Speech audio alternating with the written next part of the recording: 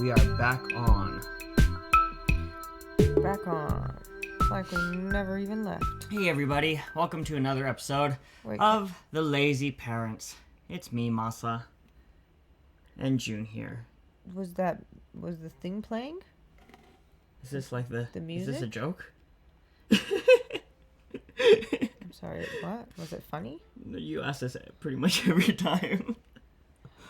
Wow. Yes, the music played. Okay. Hey guys. We never hear the music. Never once do we hear that. Do we actually hear the music? I don't know. It's been a while, okay? We're back. We're back. The music never plays for us. I don't know why, but it plays. Okay, got it. I guess I'm funny. Well, how are you? I'm great, you know. Yeah. Hi. Yeah, are you busy on your phone? A little bit, you know. It's very Hey, Pamela. It's very engaging, my phone. It's where my friends live these days. Hey, guys. Hey, Pamela. Yeah, super lazy guys. It played. Okay, thanks for that. You know, I don't know. I thought the reason I laughed is I thought you were just you were doing the regular tradition of asking if it played. No, I honestly, it wasn't honest. It was the honest. I really have no idea half the time what's going on. I'm just very happy to be here in general. My hair looks very luxuriously long today. I think we both have some pretty fantastical hair, to be pretty honest. It does feel like it's been a longer time in between last week's sesh and this week's sesh. I don't know why. It feels like the longer week. I was away in between, and so we did it a little bit earlier last week, and this time we pushed all the way to Thursday. Yeah, exactly. Today is Thursday, 2021, January 28th. That's right. 28th. There you go. Almost the end of January. That was fast. It felt fast, but also quite slow at the same time. I have to be honest. I'm sorry. Might sound really disgusting, but like when I was away in Tokyo for a job, and I stayed at a hotel, and I didn't bring my shampoo. I usually bring some shampoo and my own conditioner and stuff, but I had to use I didn't bring it, so I used hotel shampoo, and now I have dandruff. It's nasty. Yeah. Oh, when you came back from your job, I was just like, what is that all over your jacket? And I was like, oh my god, that's dandruff everywhere. Yeah, I never even what the hell? Had like no awareness around it, because like I haven't had dandruff in my life. I think there was one point maybe when I was very, very young where I had dandruff, and it was probably because we were using like, you know, shampoo in rinse, like that mixture junk crap. But yeah, so don't use bad shampoo. It's bad for your scalp, and I'm paying for it now. And hotel shampoo is bad shampoo. In most cases, yes. Unless you're in a really, really, really, really nice hotel. Yeah, and even then, I've stayed in really, really nice hotels. Even then, the shampoo is pretty junk. I remember when hotel shampoo was nice shampoo. Like, it was nice shampoo compared to the shampoo we usually used at home. Yeah, I know. Always like try to take home samples and stuff, right? Yeah, I know. And now it's changed. Look how far we've come. Look how far we've come. That the hotel shampoo is something that we poo-poo. Yeah, so that was my first TMI of the day. There will be more, I'm Perhaps. sure. I'm sure. So what's up? What are we talking about today? So this week's theme is my turn to come up with something, and I thought maybe we could have a little conversation about, reversing roles, as far as, you know, in the household goes, because so both you and I have played either side of being, you know, either the what are the labels? They're just not coming to mind. The primary caretaker and the primary breadwinner, I would say, would be those sound easy, right? Great. Yes. Yeah, exactly. We've both played both sides. And so I feel like we both have our own perspectives or our own experiences on that. And so I thought maybe we could, like, you know, just peel that potato and pull at that it's a good sweater thread or whatever. It's a good one. Yeah. Yeah, I feel like I feel like a lot of times when I talk to parents who are stuck in one of those roles, whichever one it is, I always feel somewhere in the conversation like, oh man, you should try switching. And then let's have this conversation again. Like switching might be a really good idea for some people because if I think that you can't really imagine what your partner's going through until you've been through it yourself. And you can look at all that you can add up all the different figures and say, well, you do this and I do this and you do this and I do this, and try to look at it that way. But it doesn't add up to the actual experience of doing it every single day. And the sort of mindset that comes along with it, the hardships or the things, the burdens that you carry in those separate roles. And so in some way you'll never really understand what that person's going through unless you try it. You know. So for me at least, it was definitely an eye opener to switch roles with you and to see what that was like. It gave me a big appreciation for what you did, and it also, I think, before I switched roles, I think there was a lot of resentment and feeling stuck. Like feeling like, oh, this is I have to do this. This is the things I have to do to make, to support our family or whatever, make this machine run. But once you've switched once, you're like, oh, we don't have to do anything any particular way. We're not stuck. We choose which roles we're in. And I don't know.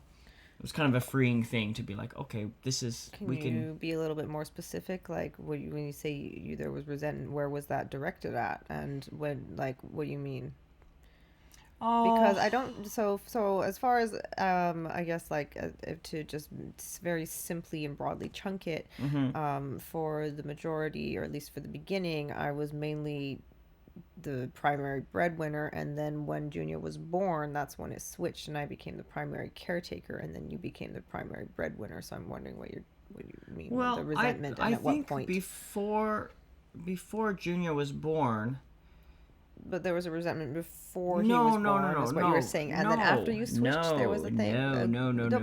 Okay, yeah. Because before we switched, I know that you did earn more money before Junior was born, for sure, but it was a different type of scenario where we were both working still. Yeah. We were both working, and it wasn't. There wasn't this other role of taking care of Junior yet. Okay, so that's what I mean. I'm like I'm curious because you said there was resentment until we switched. No. Until we switched, until we switched from me being the primary caretaker. After Junior was born, from the time Junior was born on, I was the primary one working. And so that's what I'm talking about, the resentment during that time. So I'm only speaking from since Junior was born. Okay. And the resentment was just really dumb things. It was just like.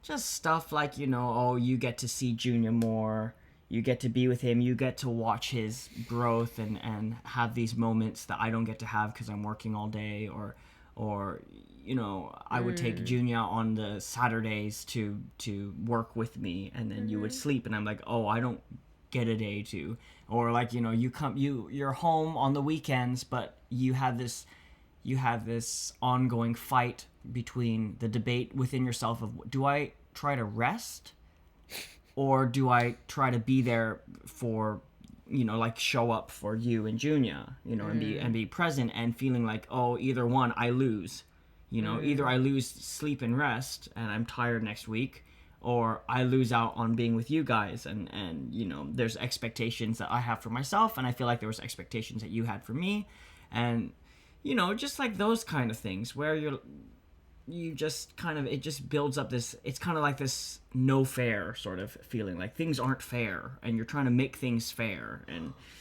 I don't know. It's really dumb, silly stuff, but built up over time, it gets heavy, I feel. Yeah, I agree. And I think at least at the time for both of us, we were both doing very new things. Like it was the first time that I'd ever been home and not in control of my own finances and my own, I suppose, time and life.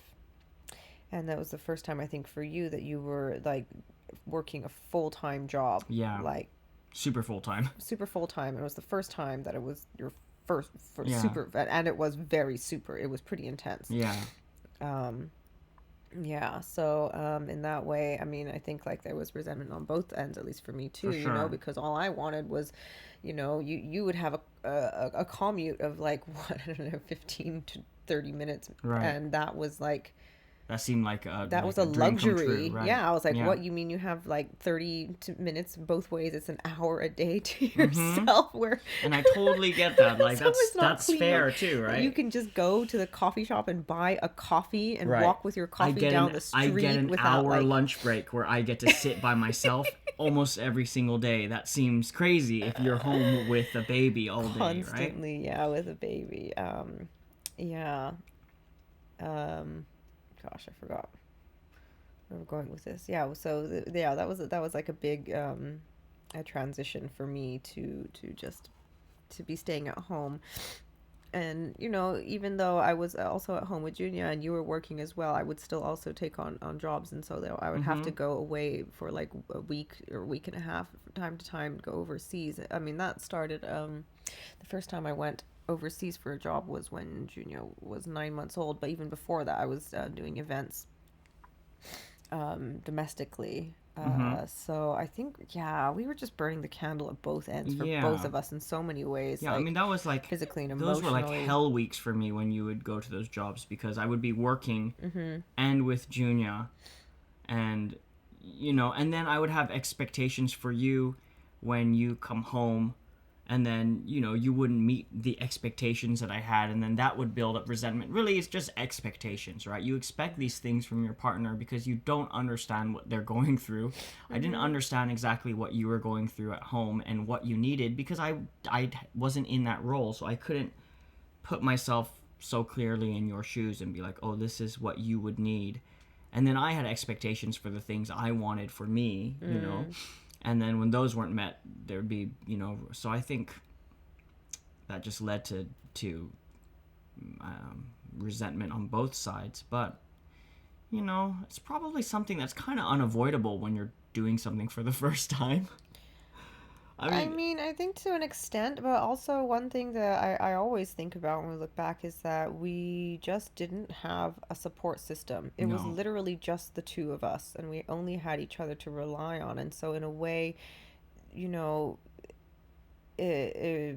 we had to expect and rely on each other for so much.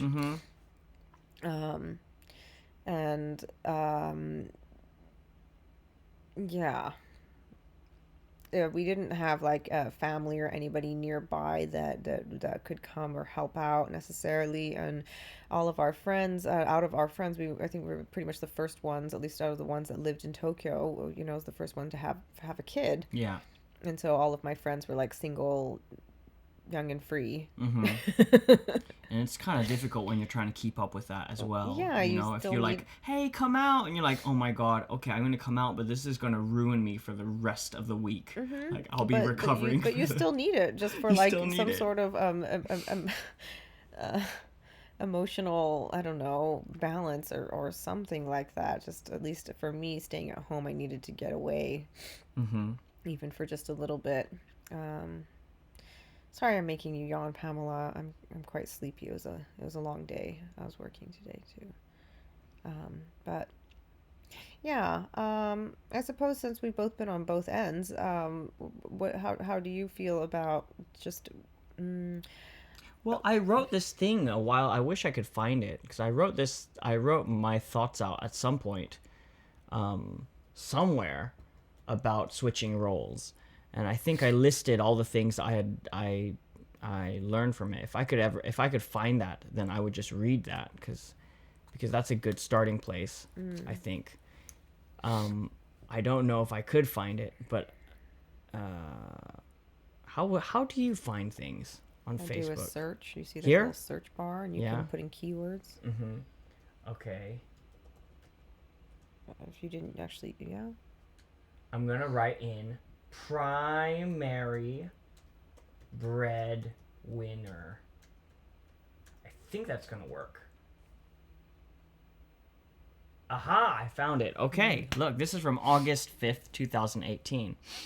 I wrote, things I've learned from switching roles and being a full-time dad. Primary parent versus primary breadwinner. Neither one is harder or easier than the other, just different. The things I thought my partner could do better in are the things I now struggle with. That was really true. It was like, wow, gosh, why can't, and you're like, oh shit, now I'm that person.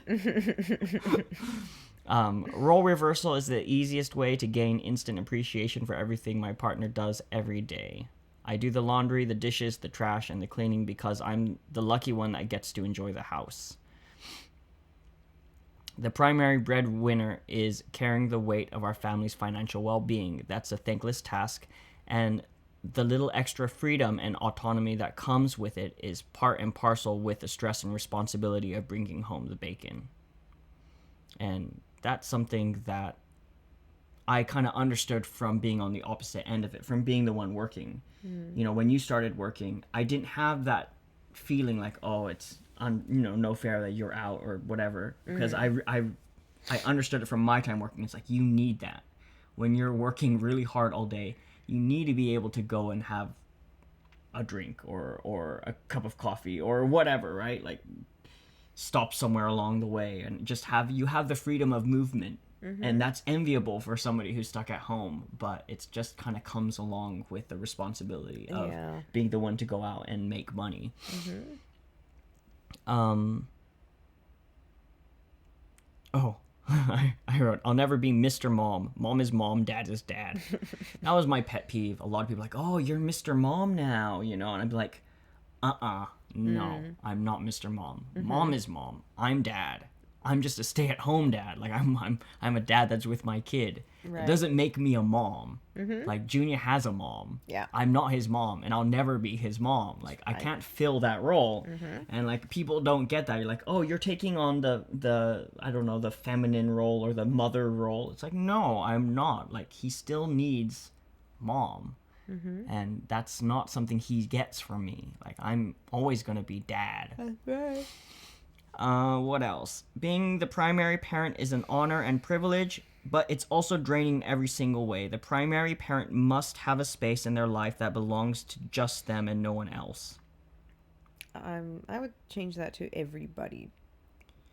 Yes, but I think it's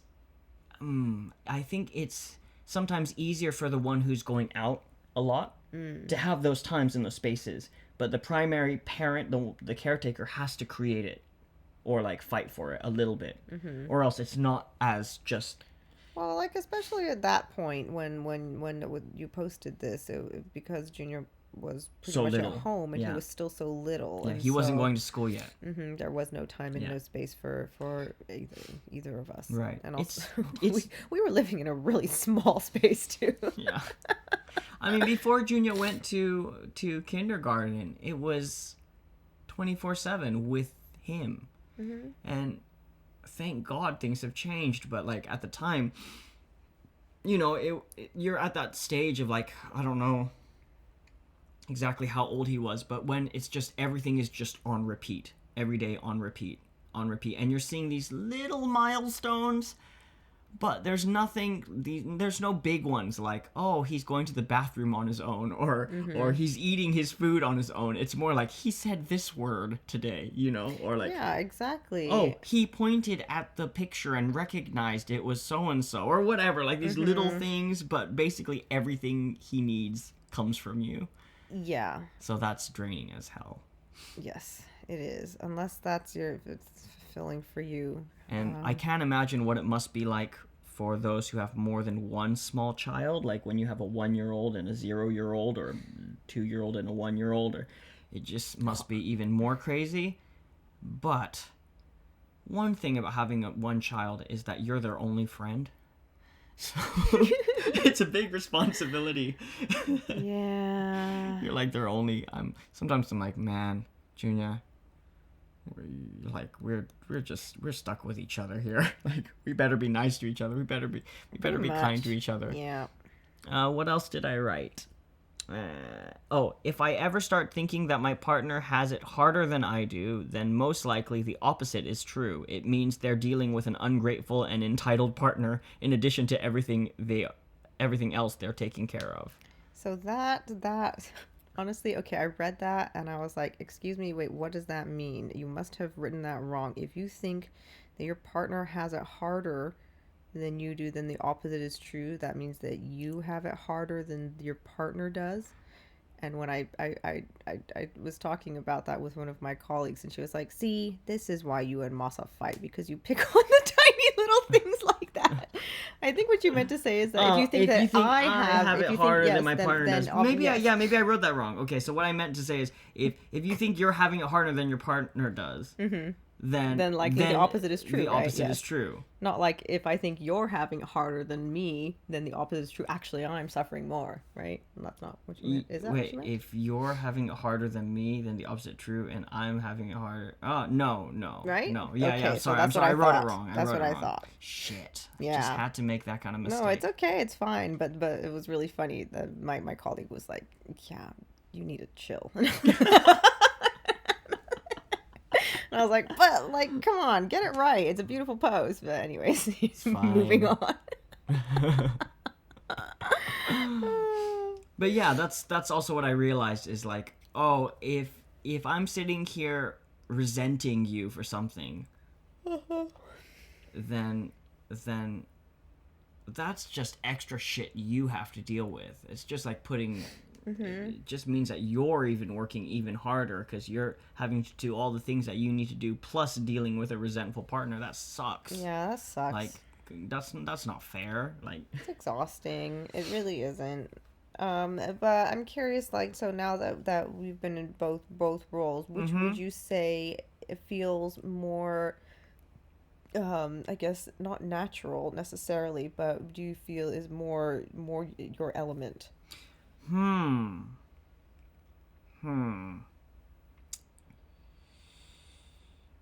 think there's aspects of both that I really, really enjoy, and there's aspects of both that I really struggle with, and I don't really see one as being easier or harder than the other. I mean, I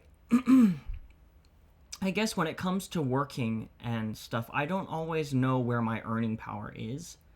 I guess I've had moments where I've had kind of incredible, crazy amounts of earning power, you know, with certain jobs that I've gotten or certain things, creative ventures that I've had where it was like, oh, there's a lot of money coming in from this thing that I'm doing. And other times where I'm like looking around like, how do I do this? So I would say that's a struggle for me on the on the breadwinning end, is that when my value is recognized, for lack of a better word, but when I'm in my element, and when I'm working in a job or a situation that I'm in my element and I'm working to my strengths, then it's amazing, right? It's just like, oh, I'm earning great, and people respect me and appreciate me for what I can contribute. Right. It's really, really great. It's a good feeling.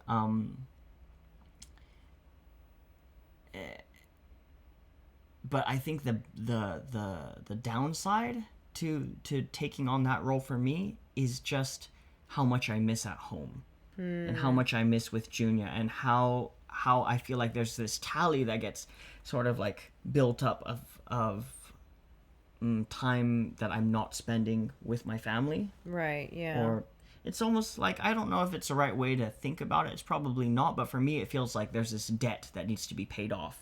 And it's a debt of time and presence, and if you don't sort of pay that off, and if you don't be there in those moments, then you start to get in more and more tricky situations. You start arguing with each other, like you and I will start having disagreements or misunderstandings or things because I haven't showed up, I haven't been present with you.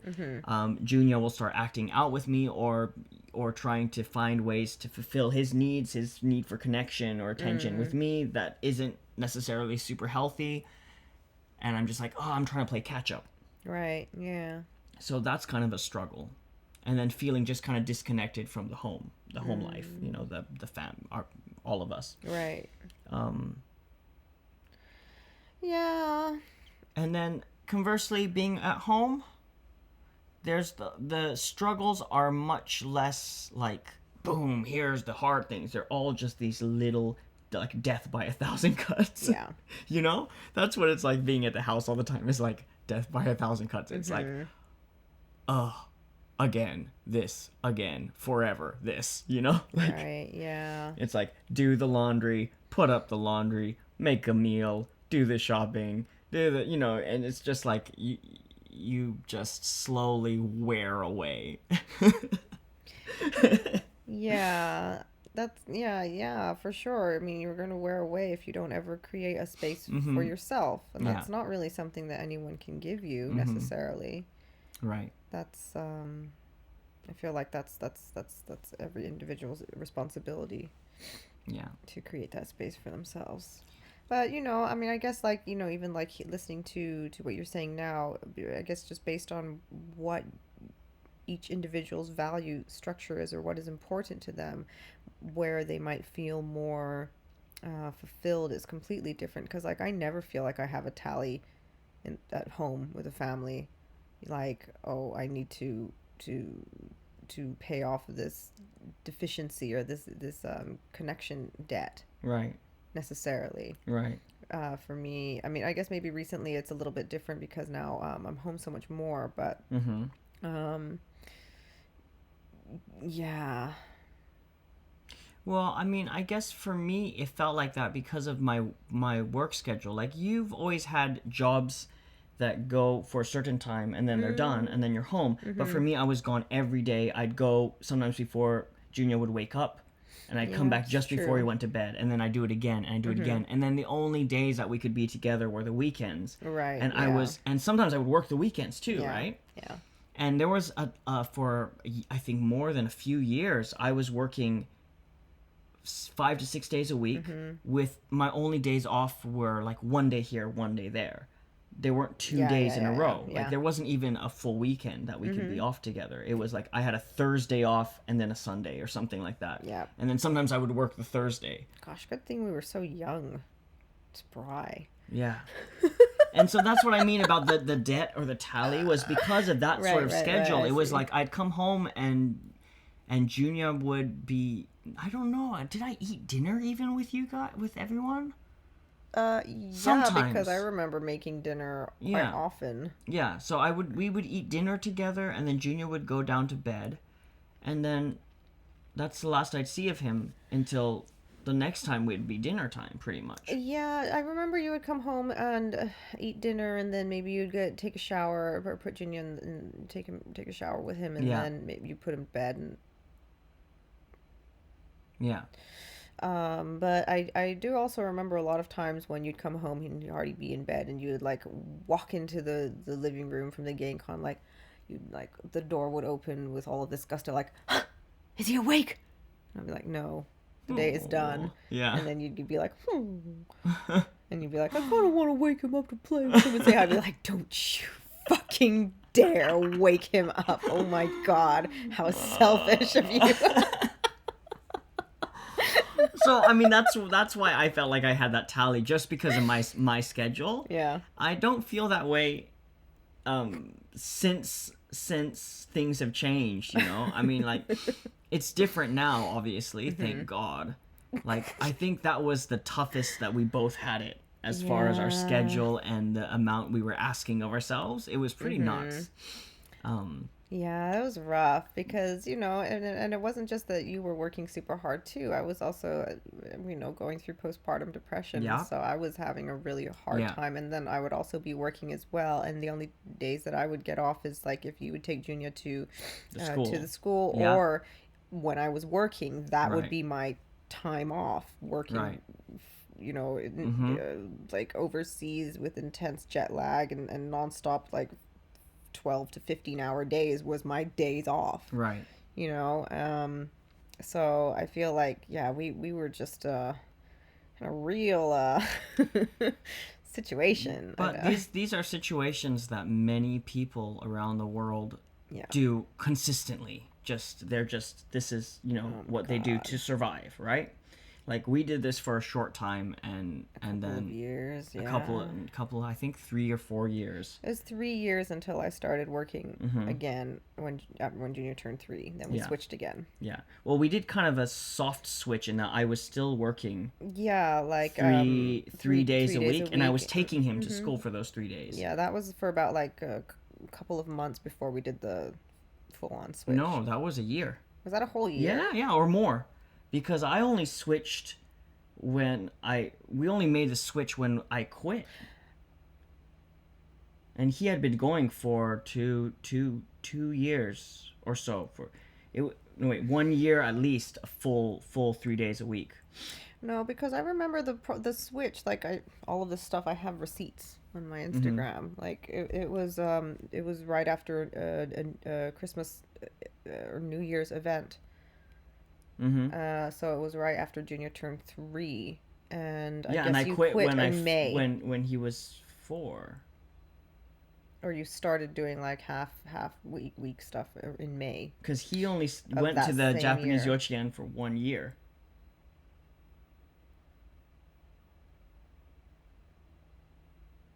Right? So it was a whole year that I did the 3 days thing before I stopped doing that. So we had that period, which was nice, like, working less time, being more with Junia, and having that balance. And I guess we were lucky to be able to do that. We were lucky that Junia had a school that I could work and take him to as well. It's true. As much as like we didn't have like family or friends and stuff to come and support and maybe give us a day off every now and again, of course. Some of his aunts would be like, okay, why don't you drop him off for a day and you guys rest. But I guess, your workplace was very supportive in a lot of ways. As much as it took from you, it also gave quite a bit. Yeah, I mean, I think that's wise because they knew how much I gave as well. It was mutual giving, taking. Yeah. Oh my goodness. Thank goodness. I am a little fuzzy on the timeline because it's all just a blur. Like, honestly, I think we're still somewhat recovering from that time in a way. Very happy to have gone through it. Also, very happy that we are past it. Yeah. But that role, being able to switch roles, really gave me a new appreciation for and just like a respect for what it takes to do both of those different roles, and how much it takes just to be the primary breadwinner or the primary caretaker, and how much harder it becomes when there's not an understanding between both of the partners of what it takes. Like it's hard enough just doing those jobs without the resentment and the expectations. Like, it's hard enough to be home all the time without your partner being frustrated at you, and it's really tricky to be able to see it and understand it unless you've been in those shoes. On the other end too. It's true. It's very true. Yeah. And I don't know if most men just feel like they have to be the ones to earn the majority of the paycheck. I'm sure that's probably changing a lot these days. And I don't know if most moms feel like they want to be the ones at home. I don't know. I really don't know. But if neither party is happy in those roles, it could work to switch.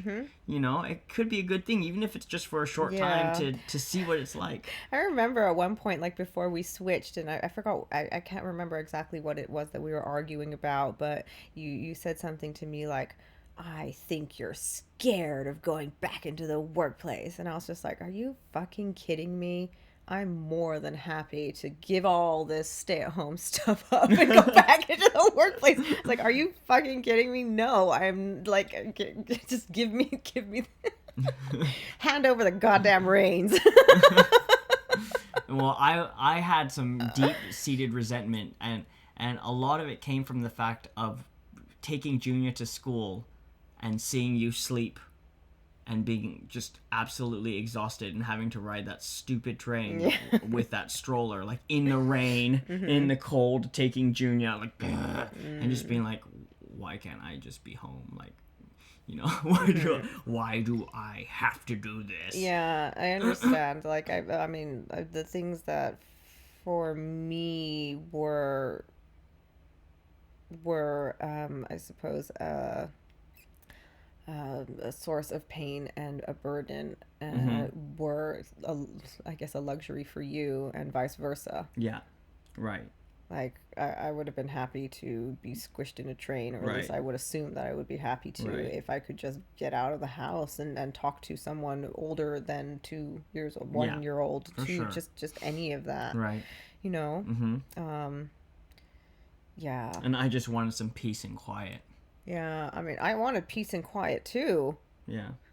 Well, see, that's the thing, is like, I was going away from being a dad at the house to being like a teacher to a bunch of kids. Yeah. So I was going and working with the same age group that Junior was, pretty much. So it wasn't like I was getting away from kids. It was like I was going away from one kid to be with lots of kids.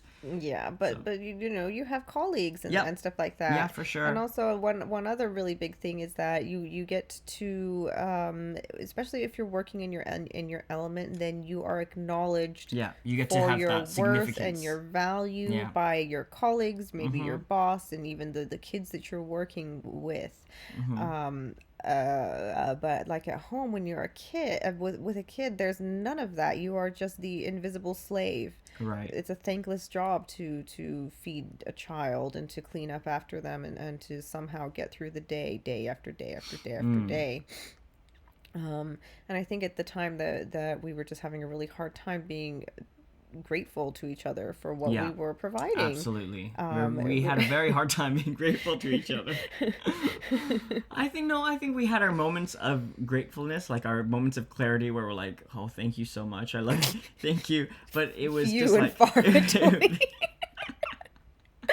But one, you said it before, but I really do agree with you that one of the biggest things that made our life so difficult during those times was we had no support. We had no other parents around us. We had nobody that we could lean on in any way. And I kind of feel like we kind of wanted it that way for some kind of reason. I do remember, yes, we had conversations about that, and I personally, God, I hope nobody who knows this is listening to this. I'd seen other people raising their kids, and there would be like these cliques that had banded together, like, let's say ex cult members who, after they'd still left the cult, they all lived nearby each other, and I saw how they raised their children in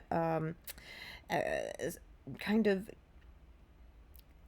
they kept each other in the same space by side-eyeing, like, okay, they're doing this with their kids, so we're gonna do this too. But I didn't want to raise Junior in the way that I saw anyone around me raising their kids.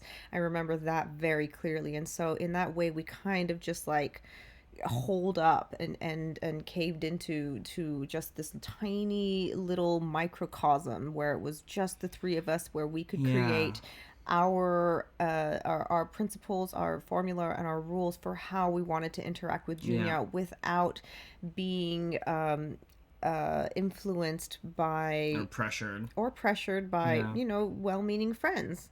Yeah. So yes, I do understand. In a way, we did bring that upon ourselves. Yeah, I think we did. I think we probably could have accepted the help of others more. Or we could have moved, Yeah, but we I think that was super important to us, for us to figure out how we wanted to do it. And it was kind of like this ongoing thing of like, I think neither you or I had any sort of preconceived blueprint of how we wanted to be parents. Like, we didn't have like this thing of like, well, when I'm a parent, then this and this and this and that and that. We we had things that we didn't want. Yeah. Like, for I sure. don't want to do this, I don't want to do that. Mm-hmm. But we needed that time to figure out how we were going to make it work I as remember parents. this one moment so clearly, where after, like when Junior was around 4 or 5 months old, I was sitting on the couch in our living room, and I was just sitting Wait, there. 4 or 5 months Yeah, or years? months. Okay.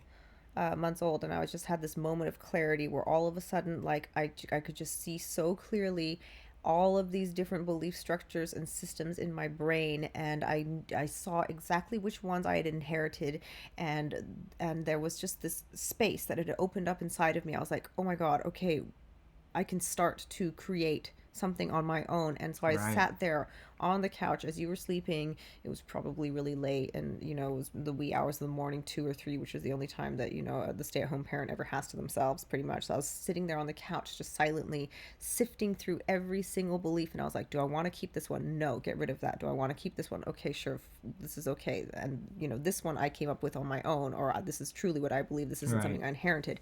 And I remember going through all of those, and it was from that point on that I was like, okay, I'm gonna raise Junior the way that my intuition guides me, not based on these inherited beliefs. Right. And of course, I would always, fall back into different things, or habits, because even if you have reset your beliefs, there are motor functions Yeah. and so on and so forth. But I remember that moment very clearly.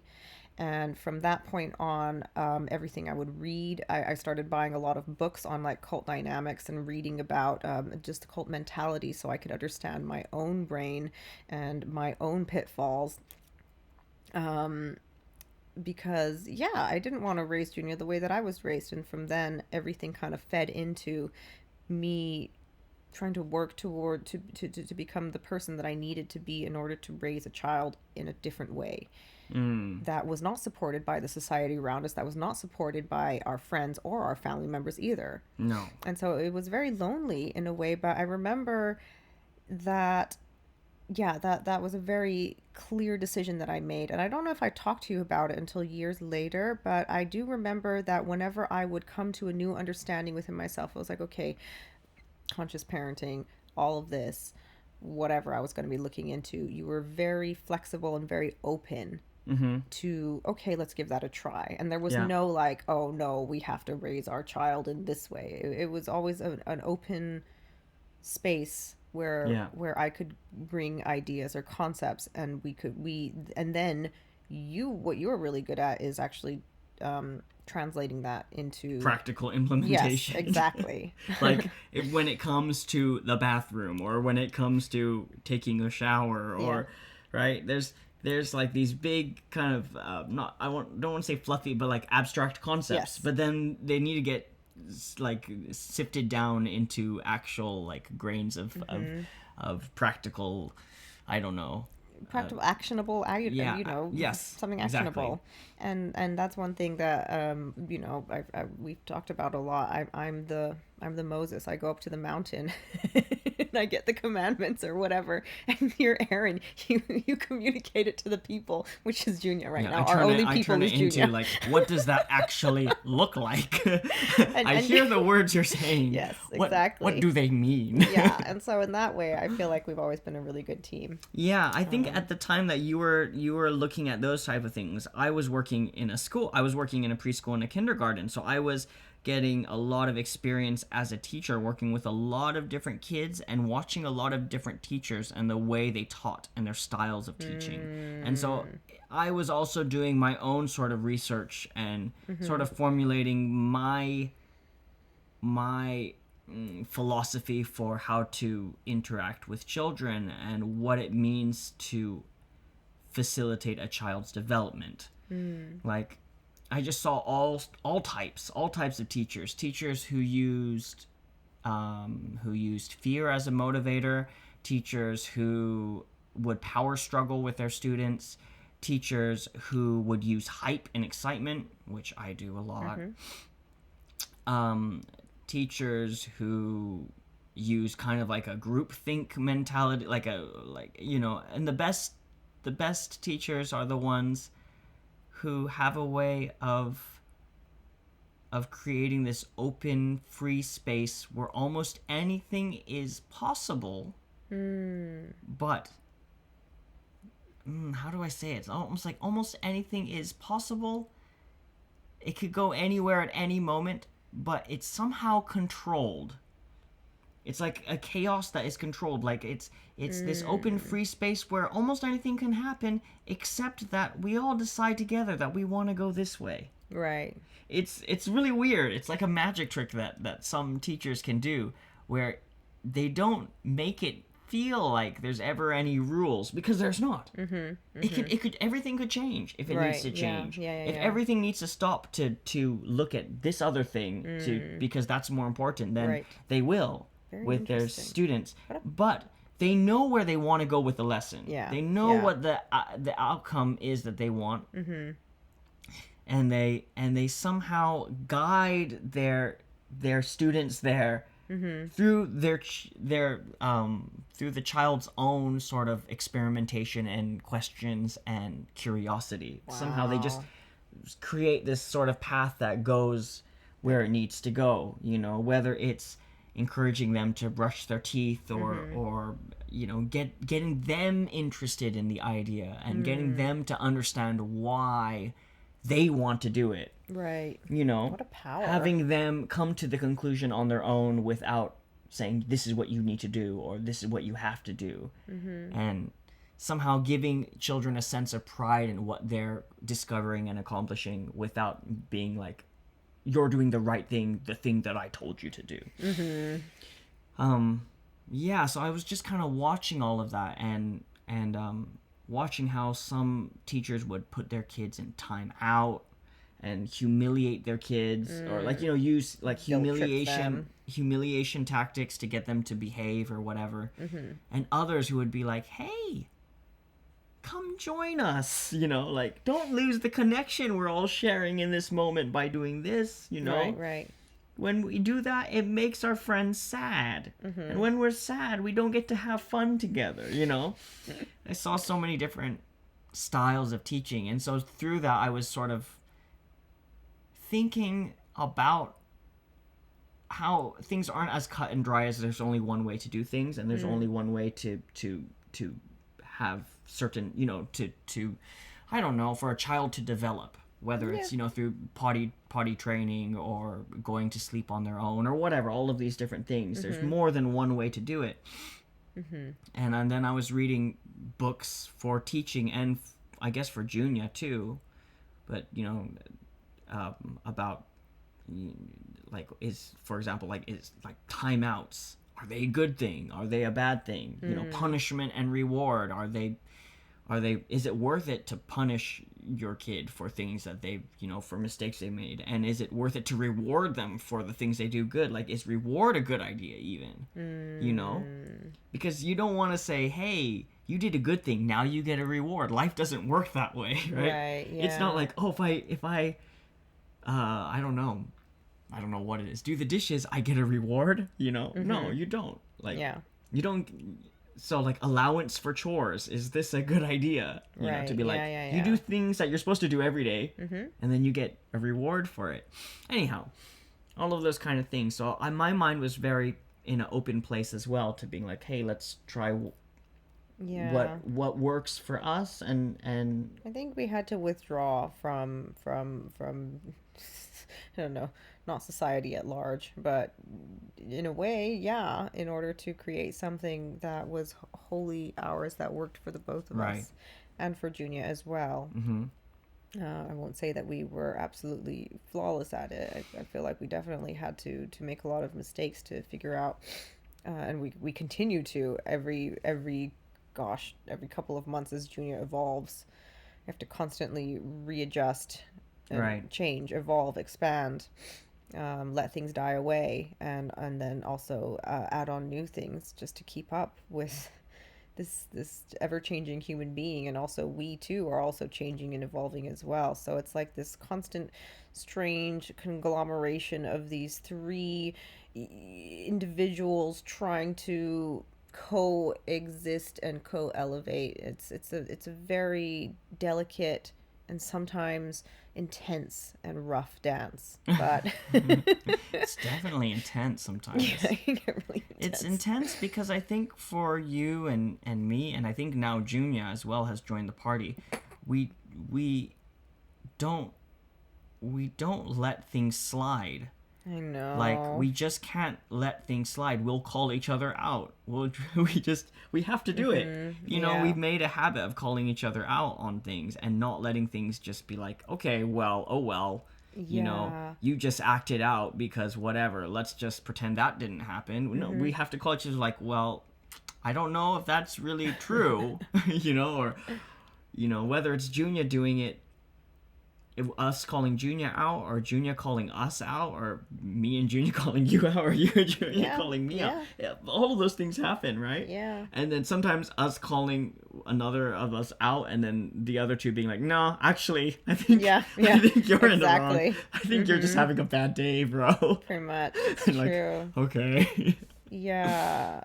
It gets intense. It gets pretty intense, but I think that's something that even before Junior was born was something that you and I had always done too. You know, whenever there was a problem, rather than like just covering it up and walking away, we would like go head first, like crash into each other, like, what is this? Unlock it, untie it, unravel it, see what this shit is. And we'd spend like days at a time sometimes, like wrangling with an issue to get to the meat or the truth of it, or the core of it. And I think that's something that we've also brought into our parenting as well. And sometimes I think we've chilled out a little bit, and like it doesn't have to be solved in one day anymore. No, yes, that's like, one way we've chilled out, because sometimes it's we've kind of relaxed and we're like, okay, I see this is a thing. However, right now we're a little bit in our emotional brain and not thinking or approaching this in a kind way. So we're just gonna put a lid on this for a moment, and then when we have all come back to our centers, we're gonna, I think that's one thing, approach it again. Yeah, we've added to our arsenal of tools. Our toolbox is like, just walk away for a moment, reset, come back, and talk about it. The reset part is a huge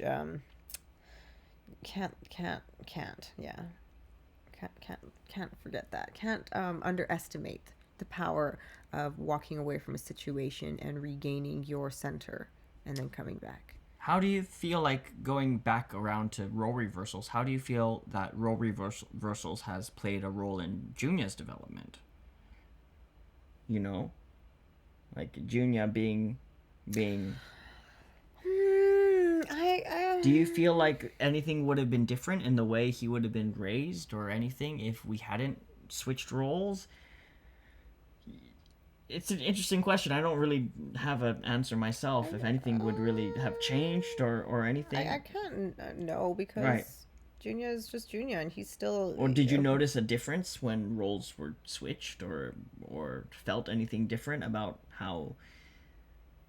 I feel like you and I are quite a consistent team in that, whether it's you or it's me. I mean, we have our good days and bad days. You have your, we both have our good days and bad days, but we operate pretty closely when it comes to the way we interact with Junia or handle things as a team. And so it didn't really make too much of a difference that we switched over from you being in the house to me being in the house a lot more. So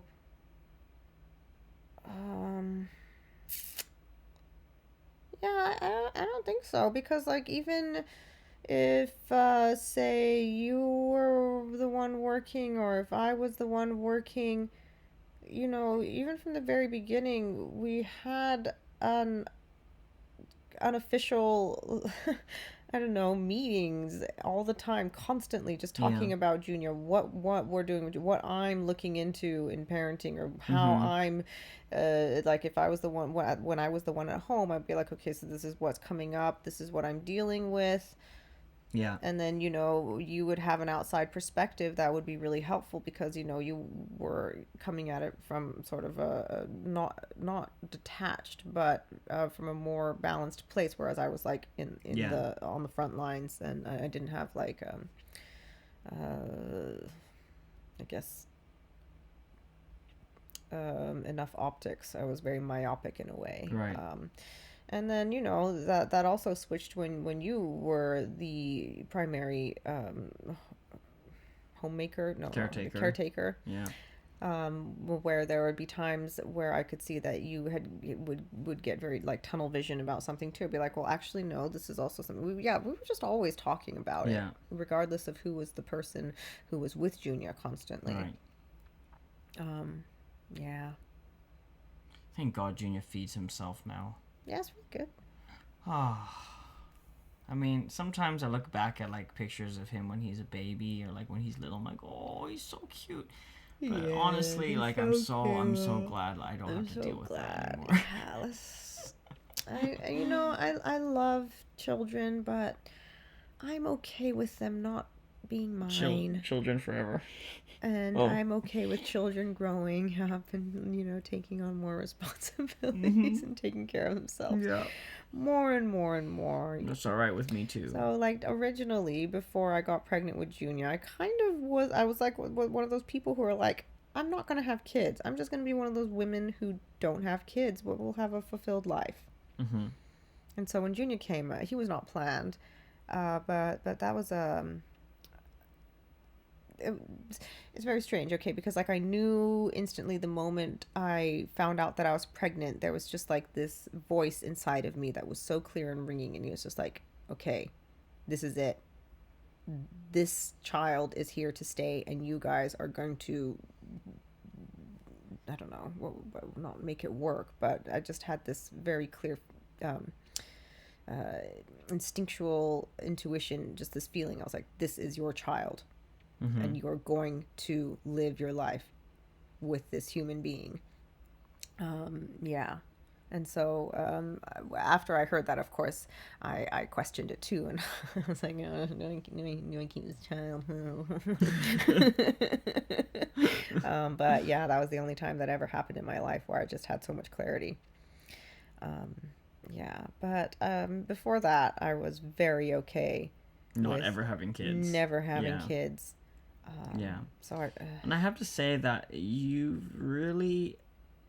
I've seen sides of you that I never saw before you had a kid. Like there's a whole different you inside of you that I didn't meet until Junior was born.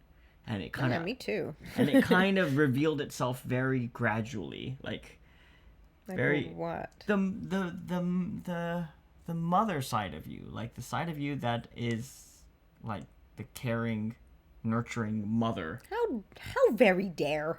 I was so nurturing to you until Junior came. No, you were, but it wasn't. It's not the same. It is. It actually is. All of that just got transferred to Junior, and you had a heartbroken. Believe you me, I know. There's a part that was transferred to Junior, and yeah, that part is the same. But there was a whole different side of you, like a whole different part of you that got unlocked when Junior was born. It was really, and yeah, I don't know. You just leveled up in the game, unlock new abilities, new items dropped. Yeah, that's right.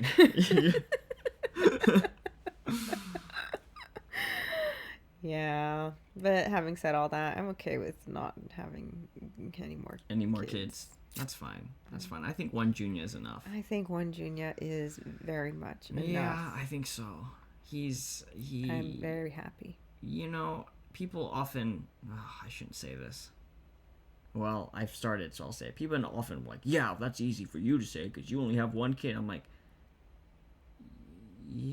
yes, I do. But I think like in that exact same way, you have two kids. But we're never gonna know what it's like until you're actually in that person's role. We don't know what it's like to have, say, 4 kids or 3 kids or any of that. Yeah. And so in a way, I'm sure it's a lot easier because they can play among each other and they interact, and there is a level of social intelligence that comes with growing up with siblings. Mm-hmm. And other people, I suppose, very close in age. Yeah, Junior will he'll learn that elsewhere on his own time. That elsewhere, but he's a very only child type of child. He very much is. He's a very only child. He very much is, and he always has been, and yeah. I have a feeling if he plays any sports, it's gonna be like solo sports. Yes, very much. I don't know if he's much of a team player, because if he gets in too much of it, actually, he can be. I don't know, because honestly, I've only ever done things with him. And of course, when him and I together, we have sort of this weird like shorthand for certain things, and some people may look at it different ways, or it's weird. But Junia and I, because we've done a lot of different things together, like we've worked on a lot of different projects, or like tried to complete a lot of different goals together, we have this weird shorthand for like getting into this mindset of like objective. What is the objective? That's complete. Also just very masculine testosterone. Yeah, it is. Complete the objective, kind of weird thing. Right. But I don't know if, and he sometimes has that on his own, but I don't know if he ever has had that with another friend. Do you know what I mean? Like on a team playing a sport. Because if I play sports with him and we play soccer together, say, against other kids, right, he's super focused and super team oriented. But it's always him and me. It's never any of the other kids and him. Like, I've never seen him do that with another kid. Maybe one day he'll find it, the Rainbow Connection. Well, I think so. I think once his perhaps communication skills go up, then it will be easier for him to do that. But in those cases, like, honestly, he's following your lead. It's not like him autonomously being like, I'm going to be in a team. He's just like, well, we'll do what Daddy says. Yeah. Well, there's times that I follow his lead. I'm not as good as following his lead, because sometimes I don't know where the hell his lead is taking us. It's interesting, But Junior is very individualistic in his own way, which I think is a beautiful thing. But also, it does make it difficult to work in a team when a lot of your objectives are to stand out and be unique and different, which I love about him. Yeah, he has no fear of being very unique, different. He loves it. He doesn't seem to care at all. Like, he has not this thing like, I want to be like the other kids. He's just like, yeah, got my mohawk. Maybe that'll come at some point. I don't know. There's different stages where different things become important. But if it's gonna come, it's gonna come around 6 or 7. It's gonna start. It'll start pretty soon. But honestly, when I look at both you and I, well, I think if there's any sort of osmosis from us, we've always taken the path of don't care what other people think. Manners, yes, but you can do things your own way. Yeah, for sure. We all march to the beat of our own drum, and I gotta say, I don't know if the three of us with our own style of drums makes sweet music, but it certainly makes a splash. Yeah, I mean, I know Seda always is a little bit shocked whenever she comes and visits, because she's like, oh my god, Daddy, no, what are you doing? Like, I'll sing a song in the train station, and she'll be like, Dad, no, shut up. I'm like, it's fine. It's okay. Don't worry. Yeah. She's like, no. And Junior's like, wow, we like to do this. I gotta say, sometimes the two of you drive me a little bit crazy too. I like to, I like quiet rebellion, but you guys we are like so loud. loud. We like loud, friendly. It's just the volume sometimes, and you're both so oblivious. Like, sometimes, say, like, we'll be in a public space or a train, and you guys are just talking at your regular volume, but it is so loud, it reverberates throughout the train. Everybody in the train or something will be looking like, what the hell? And you two have no clue, and I'm just like, I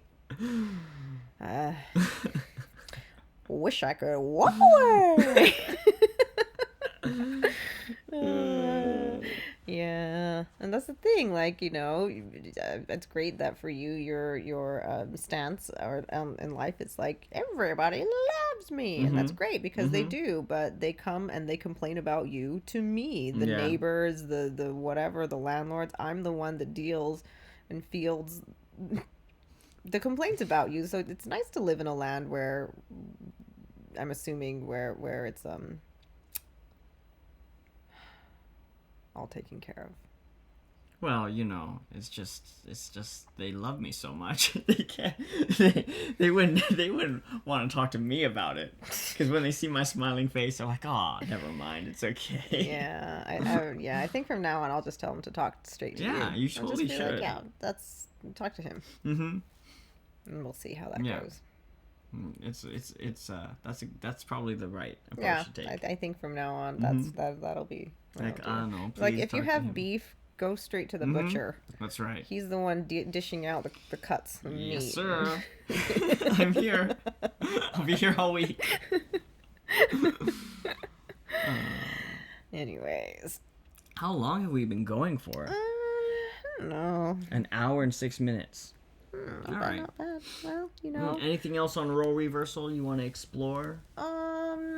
I think we've gone kind of off topic, but that's totally fine. We've totally gone off topic. I would just say keep it flexible, keep it loose, and don't buy into traditional gender roles, because these things will shift time and again, and also you never know what's going to happen. Like, say for instance, Masa was the main breadwinner, but then he dies tomorrow, gets in a car crash, becomes a paraplegic. Things are going to change. You're going to have to step up. Sometimes you're going to have to step down. Right. Be okay with it, and there's always going to be times in your life where one of you is going to be at the forefront, be on the stage, and if that's the case, be a really good fucking tambourine player, or someone's gonna be the front man.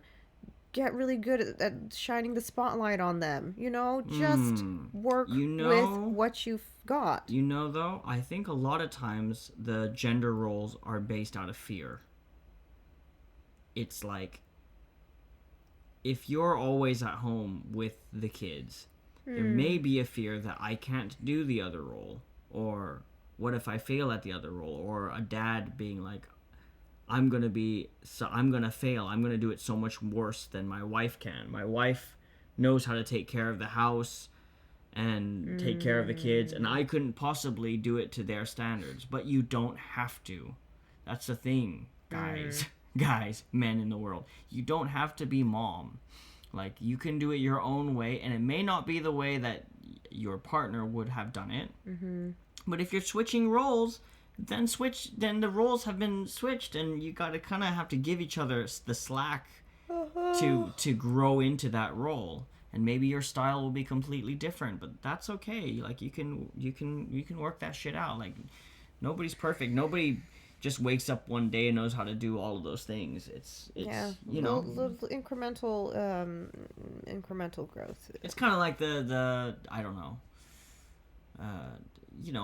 No matter how long I'm the whatever primary caretaker, and I wouldn't even say I'm the primary caretaker right now, but I'm never probably gonna be able to bake muffins like June can bake muffins. And muffins are great. They bring Junior and Daddy to But that's not what it means to be the primary caretaker. No, it really isn't. That's just your style. Yeah, you just have to figure out your own style, and then each person has to have enough grace to give the space, give the other person the space to figure out their own style as well. Amy says, if you're switching roles, then the other partner needs to be understanding that it may not be to their liking. Exactly, that's right. That's another thing that I think we learned along the way from switching roles, is that it doesn't pay to not talk about things. You have to talk about every little tiny thing. Like, say, taking out the garbage. If you feel like you'd like your partner to take the garbage out half the time, you need to just talk about it and get it out of the way and come to some sort of agreement. Maybe your partner says, you know what, I'm really tired in the morning. Can you take out the garbage every single time, but instead I'll wash all of the dinner dishes every day, or whatever. But just talk about it and hash it out to a place where you guys can both agree that you're happy with the agreement. Because I think for you and I, a lot of the most resentment comes when we don't communicate about something and we expect the other person to handle it. Mm-hmm. It's like, oh, you should be the one to do that because you're the this and I'm the that, so you should be the one to If you cook dinner and then you just kind of expect me to wash the dishes because you cooked, but we don't talk about it, and then I'm like, then that's like a little tiny seed of, But if we just talk about it and we just decide, okay, well, whoever cooks doesn't wash the dishes. Done. We agree. Then you can start doing nice things for people again, where it's like, hey, I know I cooked. It's fine. I'll wash the dishes. And it's like, oh, thanks. That's a nice thing, not a finally you pick up your end. Like, but you can't do those nice things if you don't have those agreed upon. You know what I mean? There's no way that I can be like, oh, honey, it's okay. You sleep in. I'll take Junior today. And you'd be like, oh, thank you.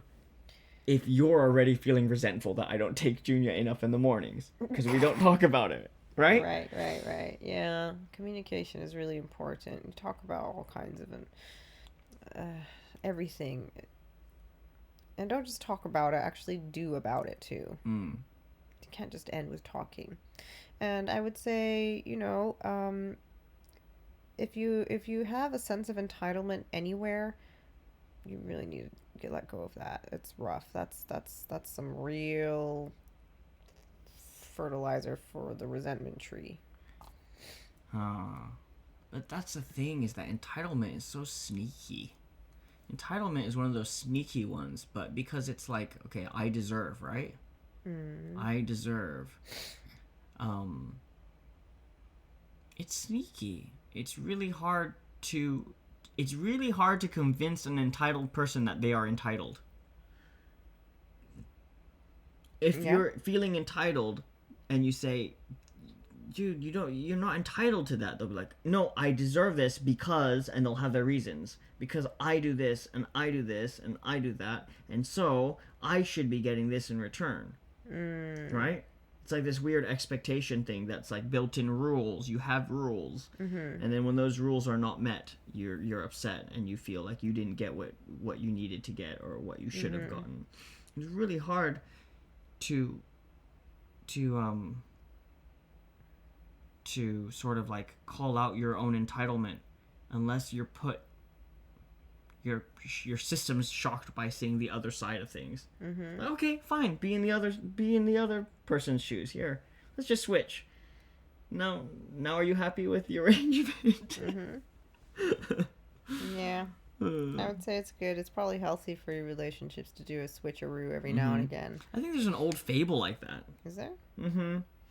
An old fable about the husband and the wife and the farmer and the wife, and he's like always bitching about like how she didn't do this and do that, and then the wife's always bitching how he didn't whatever this and that, and then they're like, fine, let's switch, and then everything goes crazy. Like all these bad things happen because they're both shit at each other's. It might be you go shit at the beginning, but if you work hard at anything for long enough, you're gonna get better. However, I do believe there are natural predisposition type things as well. So also, like I mentioned earlier, everybody's value structure, the hierarchy of your values is completely different. So the more you know about thyself, the more you can set up and create a life that is fueling to you as opposed to draining. In any area of your life that you don't know yourself in, that you are not empowered in, you'll be overpowered by other people's values, other people's beliefs. So that's something that I would say. Know thyself. Do the things to know the you, so you can create a life that you like, that you actually enjoy, and that you're not just white knuckling it through. Yeah, I do that. I do my fair share of that sometimes. I think we all do. Yeah, just kind of gritting your teeth. Yeah, there was a time when I was working full time that my jaw would hurt from gritting my teeth. Oh my. Yeah. It got pretty intense at the end. It was too much at the end, and that wasn't because of you or me. It was just that job was too much. I think it was a good time, and we'd always known. Yeah, So it was really strange. I mean, you decided when you first started working there, you only wanted to work there for 5 years. Yeah. And right around that 5-year point, I feel like if certain things hadn't happened, you would have continued working on there, even though you were miserable. Yeah. But things as they have, happen. Things happen. It wrapped up. Yeah. Strangely, if you set an intention, even if you're not intentional about it, often things will end up the way that you decide. Yeah. Life's a funny thing. Well, shall we wrap it up here? Yeah, let's wrap it up. How do you want to wrap this up?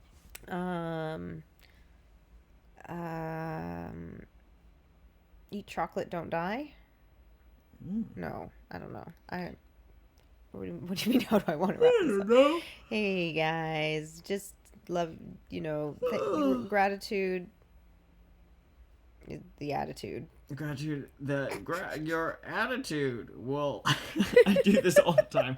Where I try to say this thing, and I don't ever remember how to say it. Your attitude affects your latitude. No, altitude. Is it altitude? Must be altitude. Altitude? Because it means how high or low you are. Oh, okay. I don't know. It feels like attitude is your altitude, or whatever. Great. Anyways, love you guys. Anyways, see you later. Thanks for tuning in, guys. Bye. See you again next week.